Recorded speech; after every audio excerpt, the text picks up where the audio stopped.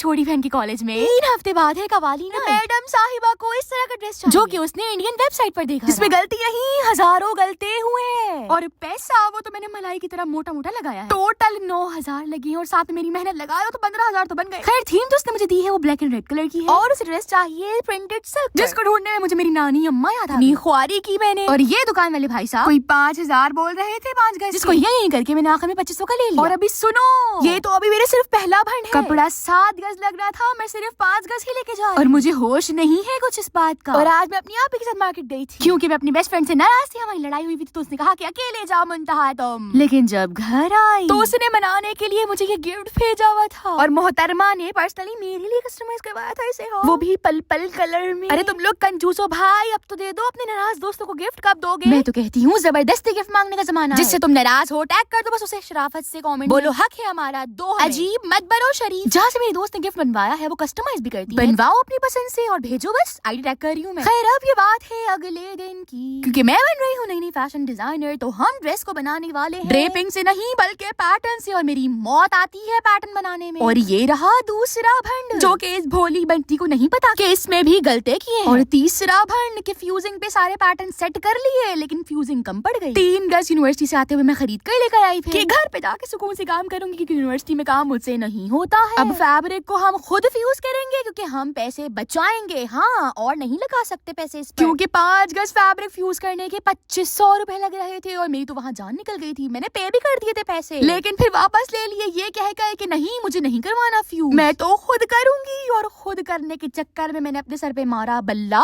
2 गुना ज्यादा मेहनत लगी है इस पर। मगर जो बाहर वाले फ्यूज करते हैं ना वो तो अंधाधुन करते हैं, इतनी सिलवटें छोड़ देते हैं कपड़े में, सही से चिपकाते ही नहीं है कपड़े को फ्यूज करने का भाई रीजन है, समझा करो, डिजाइनर हूँ ना, बताती हूँ। क्योंकि देखो कटिंग में सिल्क हिलेगा और अभी हम बिगिनर हैं, बच्चे हैं छोटे, तो हैंडल नहीं हो पाएगा, ठीक है। तो फ्यूज करने का मकसद है कि भाई फैब्रिक थोड़ा स्टिफ लगे, फ्रॉक थोड़ी आपकी खड़ी खड़ी लगे, क्योंकि मरीली फ्रॉक हमें नहीं चाहिए। पहले पैटर्न में मैंने स्कैलप बनाया, मतलब पैनल्स के बीच में स्कैलप हो। बाद में मुझे लगा कि वाटर न लग जाए मेरे फैब्रिक की, तो मैंने पैनल्स को वापस जोड़ दिया कि स्कैलप अब मैं हेम पे बनाऊंगी। यहाँ मार दिया मैंने फिर से तीसरा भंड। कपड़े पे थे जो फूल उसकी डायरेक्शन का हमें ध्यान रखना था और मैंने कपड़ा डबल करके पैनल काटना शुरू कर दिया और वहाँ से हुआ हमारा कपड़ा जाया। क्योंकि देखो फ्रंट पे हमारे हैं 3 पैनल, बॉडी पे है हमारा प्रिंसेस कट और बैक पे 2 पैनल्स हैं। तो सेंटर वाला पैनल आएगा ऑन फोल्ड पर और साइड सीम वाले पैनल जो है वो डबल कटेंगे। अब जो पैनल डबल कटेंगे तो फ्लावर की डायरेक्शन को हमें ध्यान में रख के उन्हें अलग अलग काटना और एक साथ काटने के चक्कर में मेरा कपड़ा जाया हो गया। नेक्स्ट क्या होगा वो तो तुम बाद में ही देखोगे, क्योंकि अभी मैं क्लास लेने आई हूँ नेक्स्ट डे, और क्लास के बाद हम गए संडे बाजार लंडा खरीदने, क्योंकि हम दूसरे प्रोजेक्ट पे भी काम कर रहे हैं साथ साथ। अब चलो फॉलो कर लो क्योंकि पार्ट 2 में मजीद भंड दिखाने वाली हूँ मैं।